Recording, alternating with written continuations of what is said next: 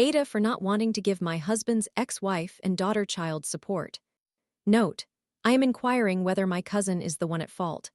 I, 34 years old, female, am in conflict with my cousin because we have starkly different opinions about a particular situation. I believe she is at fault, while she insists she is not. I am turning to Reddit to gather others' perspectives to resolve this matter once and for all. She is only willing to consider the audience's feedback if I include her direct viewpoint as well, so I apologize in advance for the length of this post. I assure you it is worth your time. Edit: I needed to make a few amendments because Sarah was uncomfortable with some details I included for legal reasons. This explains why certain elements have been modified or removed. Additionally, she has requested I present her perspective first, as she believes the reason people consider her at fault is due to my biased account appearing initially. Now that the viewpoints are reordered, please understand that Sarah is my cousin, John is her husband, and Amy is his former spouse. Sarah further wants me to clarify that she considers the title to be misleading and believes it should read, "Am I the asshole for wanting my husband's daughter with his ex-wife to disappear from our lives?" I am unsure that this will change any opinions because she maintains it is not solely about financial matters. Unfortunately, I cannot edit the title of the post, so this serves as my disclaimer. Sarah's viewpoint, copied directly from Sarah. From my perspective, I began dating my current husband between 2007 and 2011, during which we even double dated with his best friends, including Amy. After a disagreement occurred, Amy ended up in a relationship with my husband, even though she did not admit her feelings for him the last time I encountered her. My husband was diagnosed as infertile, yet surprisingly managed to conceive a child with Amy. To him, it was an unplanned occurrence, but from any woman's perspective, it seems like a form of entrapment. I have not kept in touch with my husband for the last decade. Apparently, he and Amy separated in 2019. At that time, she sought full custody of their daughter, whom we will refer to as Emma. In 2021, my husband and I reconciled, and he expressed his willingness to abandon everything and move to Florida with me. Understandably, Amy harbors animosity towards me and has suddenly started using their daughter as leverage. We continue to provide monthly child support, and my husband also loaned her a home to reside in back in 2021 at her request. As of last October, she demanded $60,000 from us, claiming she would return the home to us for sale, but she never followed through. As a result, she is benefiting from both child support and a lump sum payment. Emma has informed me that Amy refers to me as the devil, despite their breakup not being my fault. Were it not for Amy's actions, my husband and I might have reunited in 2011 after our usual toxic on and off relationship.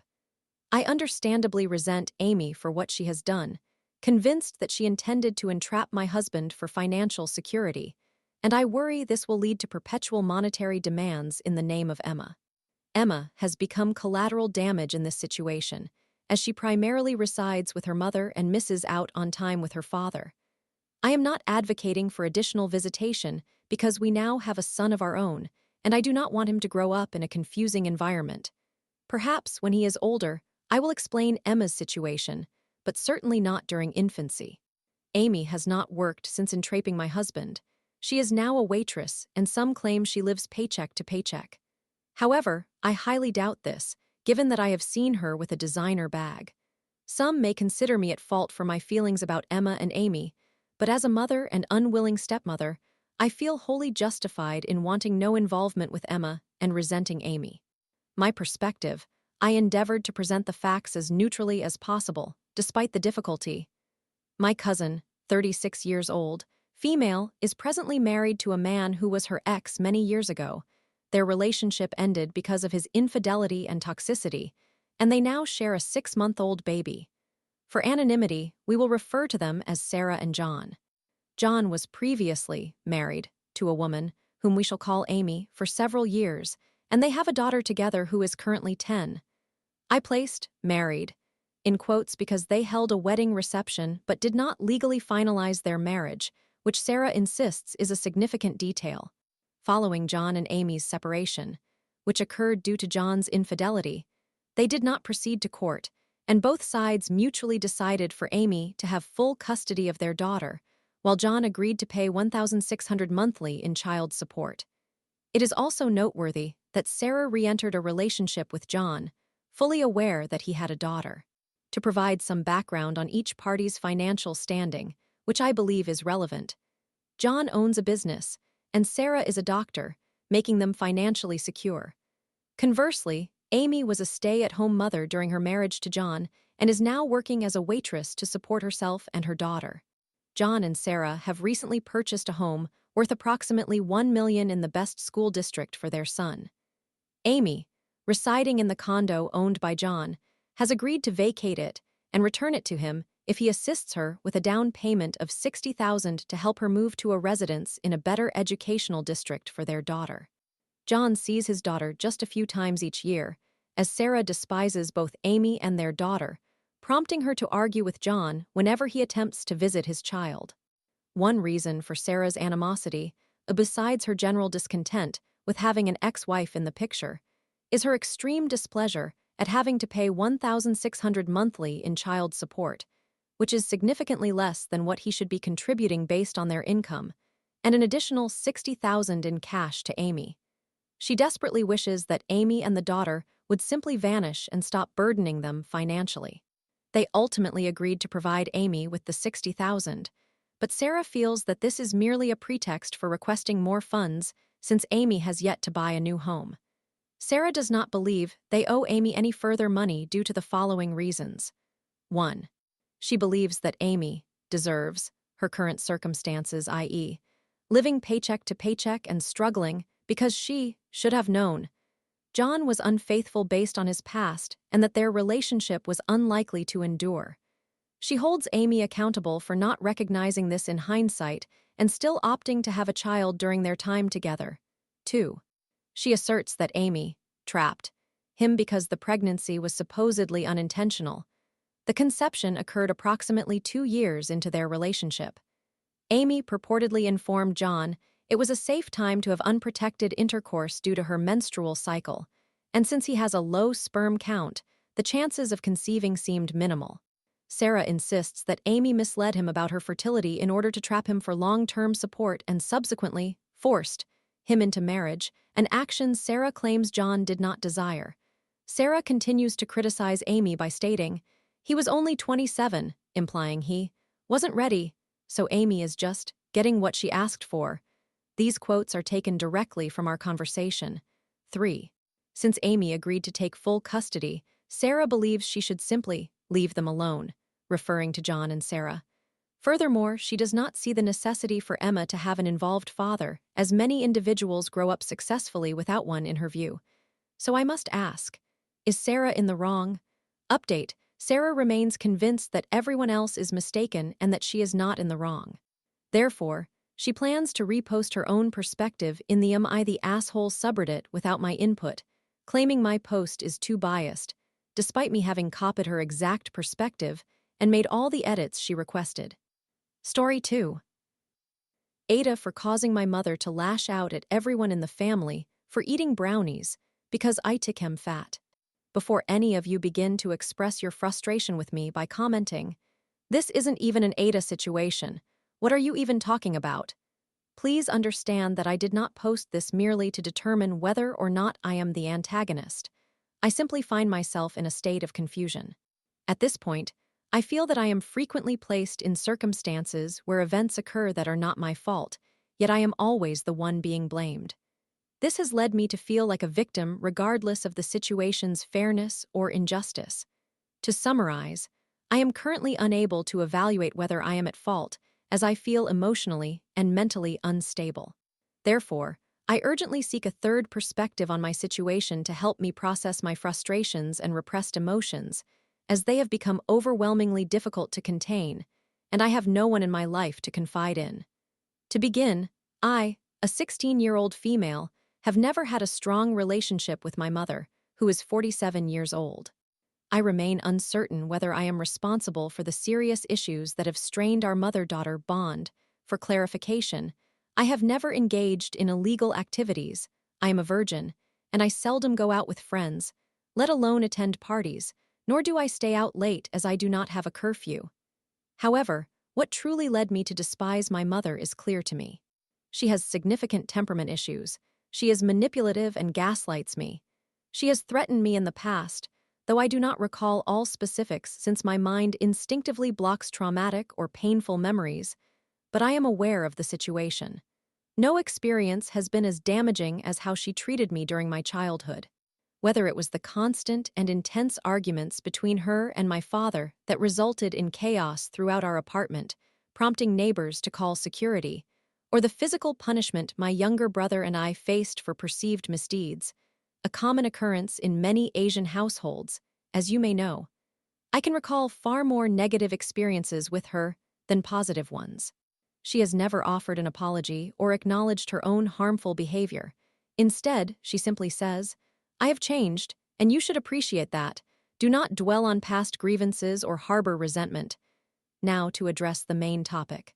My mother has consistently criticized my weight and appearance since I was 12 years old. At that age, many kids experience growth spurts. Reflecting on this now, I realize I was often insecure about my weight because I was taller and larger than many of my peers, even though I was perfectly healthy at the time. In contrast, I have since gained significant weight, and puberty has left me with numerous skin blemishes. That is when she began to overstep boundaries. Honestly, I have always been okay with others commenting on my weight. For context, I currently weigh 86 kilograms and stand at 163 centimeters, although I am uncertain of those figures in pounds and feet. Because, truthfully, according to the body mass index scale, I am close to being classified as obese. I would have gladly embraced the diet plan my mother devised for me to lower my weight, even if it hurt my feelings, because she claimed it was for my health. However, she insisted on adding superficial reasons for why I should lose weight. "You would be so much prettier without that double chin. You could wear such beautiful clothes and actually look attractive. Look at all the other girls in cute outfits. You could look as good as them if you shed some of that fat. I can't keep buying you extra large clothing. Do you know how hard it is to find clothes in your size? How expensive? It's a burden on my finances. Do you realize how difficult it is to earn money?" As a result, I went from being confident about my appearance to constantly examining my body in mirrors, comparing myself to girls my age, and transitioning from enjoying wearing shorts and fitted clothing to opting for oversized garments in dark colors. Additionally, I felt guilty about my mother purchasing clothes for me, so I never asked for stylish dresses or skirts. Instead, I usually requested oversized pants and t-shirts. But as soon as I adapted to this new, comfortable style, she would return with a barrage of criticisms. "Why are you wearing such tomboyish clothes? You know girls like that are typically lesbians and considered odd, right?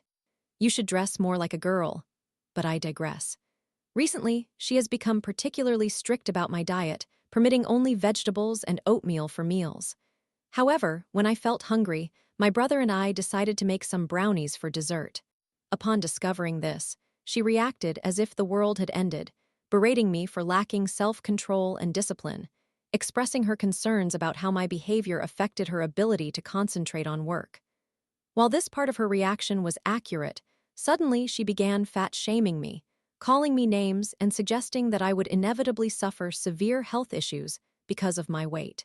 She then claimed that I was not accomplishing anything in my life, followed by her proclaiming how much she sacrifices for our family and how she endures sleepless nights to provide for us, blaming me for being inconsiderate of her efforts. Afterward, she turned her attention to my father, scolding him for allowing my behavior. Eventually, my younger brother was approached, but fortunately, he received only a mild reprimand. The worst part? My father reacted passively instead of supporting me.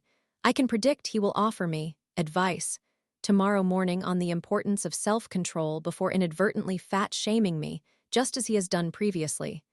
"My name, you need to put in more effort. Do you have any idea how challenging it is for your younger brother and me to navigate around your mother and what you eat? Don't you realize you're unattractive when you're overweight? If you lose weight, it will benefit all of us. You will look better, and your mother won't have to worry about you anymore. Remember, she only wants what is best for you." He has never stood up for me or any of his children in conflicts between us and our mother. Whenever he witnesses her disciplining us through physical or emotional abuse, lobbing insults like useless, or not worth being my child, or expressing that she is better off without us. While lamenting about other parents with wonderful children, he turns a blind eye as if we do not exist. He either leaves the house or remains silent. Time and again, I have voiced my struggles with my mother to him. His response: "She is trying to be patient with both of you. She has changed a lot since you were young, so be lenient. You must be the bigger person, she's your mother. She gave birth to you and you should be grateful for that." At times, I feel like a burden or a chore to him, a child he may regret having during my upbringing. He has never shown the courage to act as a proper father figure to support us. This dynamic mirrors my experience growing up.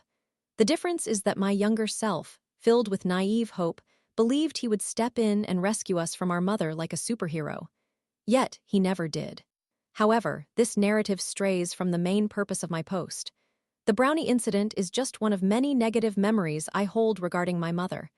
There is another instance when she shamed and gaslit me about my stretch marks, leading her to purchase beauty cream and attempt to pressure me into using microneedles to remedy the ugly marks. She once worked as an unlicensed beautician. Another time, she publicly admonished me at school for not achieving straight A's. There are numerous occasions where she has shamed me with jokes in front of others as well as relatives. There are likely many more memories, as these are just some of the most recent examples. So, am I the antagonist? The answer may seem evident, but I genuinely desire to understand if I did anything wrong in this incident so that I might properly acknowledge my mistakes.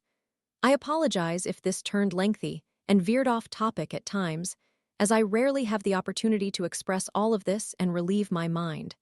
I did my best to convey my concerns clearly, so I apologize if it appears somewhat disorganized.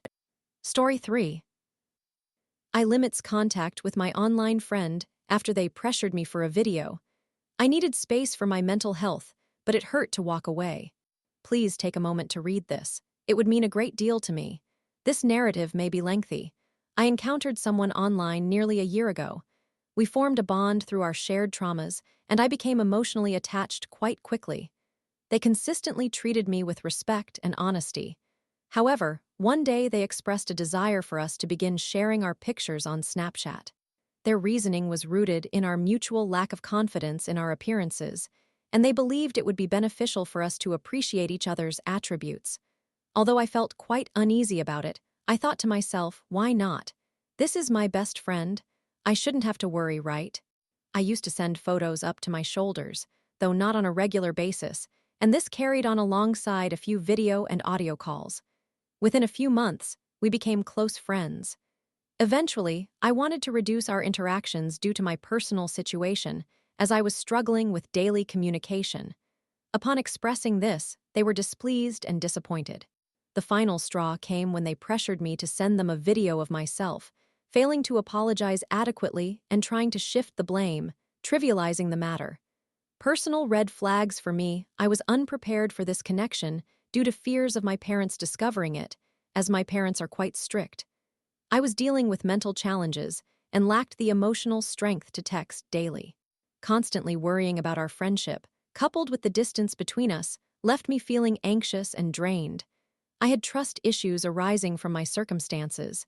I grapple with the desire for others to like me, yet I feel overwhelmed when they get too close. I struggle with these issues and have communicated them openly. They are aware of about 95% of my life. Red flags on their part. They saved my snaps without my permission. Initially, I hesitated to decline because I felt guilty, not wanting to hurt their feelings due to my people-pleasing tendencies. They later deleted the snaps when I requested it. When I inquired why they saved my snaps at first, they claimed it was because it was my inaugural snap. While I don't want to overemphasize it, I felt uncomfortable. I was primarily there for emotional support rather than anything else, which was evident as that was how our relationship started before evolving into a friendship. However, I couldn't maintain that due to various issues present. Even after knowing about my challenging family environment, they expressed a strong desire to interact with my parents regarding our friendship. They were insistent, which eventually led me to share my siblings' contact information. Their communication style when upset is concerning. On one occasion, I mentioned their tone, yet I received no response. They had not directed that tone toward me, though I noticed them speaking about others in a derogatory manner when angered. They explained that people in their circles use curse words when upset, but it felt demeaning, making me uncomfortable. I believe I should have been more direct about my feelings. I often discuss sensitive topics like abuse, so while I understand anger, I prefer to address it without resorting to derogatory language. As far as I know, they managed to control most inappropriate language. During our conversations on Snapchat, there were times I felt they expected me to post snaps regularly. They would often text, hoping I would share a snap. However, I don't think they truly forced me until later when it came to the video request.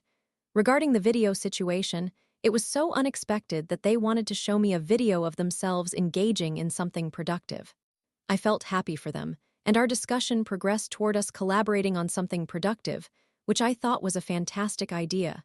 However, when they insisted I post a video of myself doing it, I declined, and they became excessively upset after that.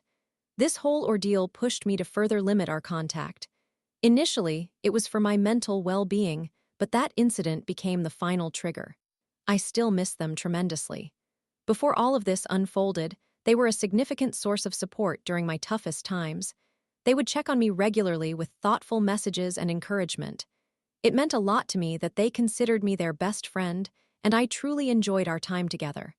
A few days after these events, I reached out to inquire about how they were doing, and they mentioned feeling sore about everything but managing to thrive in their life. They still regarded my video request as trivial and continued to evade taking responsibility for their actions. I admitted to being a red flag myself and expressed that I would not continue our previous interactions due to my personal challenges. Looking back, I realize I was still trying to accommodate them. Yes, my issues were significant obstacles, but their behavior negatively affected me too. This is a crucial matter for me. They stated that I should have firmly said no regarding the video and needed to articulate that clearly. While I didn't explicitly say no, I indicated I didn't want to do it, which I believe should have been understood as a no. Then they claimed they struggled with interpreting people's intentions, especially through online messages. I was at a loss for words. They requested that I assist them in better understanding social cues in the future, and I declined. Given my upbringing with a mentally abusive father, I find it challenging to forgive persistent, toxic conduct. They are aware of my life circumstances, yet they still persist in such actions, leaving me feeling guilty for distancing myself as they supported me during my darkest moments. However, I simply cannot endure it any longer. I am mentally exhausted. I initially thought they intended to help me, but ultimately, it was their choice to reach out to me. Although they were once helpful, they also caused me pain. It isn't my duty to assist them. Sometimes, I feel guilty for thinking this way. When I suggested reconnecting after some time to check on their well-being, they indicated they did not want these rain checks. If we couldn't communicate normally every day, which I was not comfortable with. After everything that transpired, I decided to block them for my mental health. I want to resist the temptation to return to them whenever I feel overwhelmed by life. I wish to face things independently, although having someone there would have been nice. Still, I realized that I would rather be alone than worry about anyone else. My thoughts are quite conflicted. My greatest fear is surrounding myself with individuals like my father, who caused me mental anguish. I worry I am attracting similar people, and have noticed a pattern where I become friends with others who bear their own traumas. I recall primarily befriending classmates who felt isolated or perceived as different. I do not mean any disrespect here. I appreciate every remarkable person. I merely want to point out that I sense myself slipping into a negative cycle. I struggle emotionally and wish to seek help, but I cannot afford therapy because my father lacks a stable job and occasionally works in real estate. Meanwhile, I am contributing to our household with my part-time job. I am 20. Is this typical? I hope to save my earnings for my career and other ambitions, but unfortunately, that isn't feasible. I want to ask whether I should unblock my friend, as I hope that in a few years they will comprehend the situation, or am I simply repeating past patterns? I have attempted to assist my father multiple times, only to find my mental peace shattered. I aim to maintain limited contact with my friend until their behavior changes, Yet I feel guilty about waiting for a better version of them instead of being there to support them during their growth. Do I deserve that? They mentioned discussing me with their family, but I am uncertain about their perspective. I feel remorseful, but want to avoid falling into a deep depression. Regarding my father, I believe he will never change, and I aspire to seize any opportunity to escape. Any advice would be greatly appreciated. Thank you for taking the time to read this lengthy account. Story 4. What can I do to vastly improve my life and financial situation this year given my circumstances?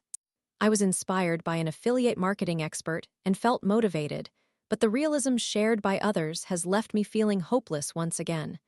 I will be turning 30 before the year concludes, and I have not achieved anything substantial. I feel completely lost and lack a compelling reason to keep trying. Everyone, except for those selling courses, claims that it can take years to see actual results, and I do not have that kind of time to wait. Additionally, I doubt I will be able to remain committed to something for that long unless it at least begins to generate part-time minimum wage earnings within a few months. I will never squander another moment on online surveys ever again. I used to spend entire days on them when I had absolutely nothing else to do. One day, I managed to earn $8 in 8 hours, or maybe it was 18 hours. There is nothing scalable about that model. They barely compensate you for your data.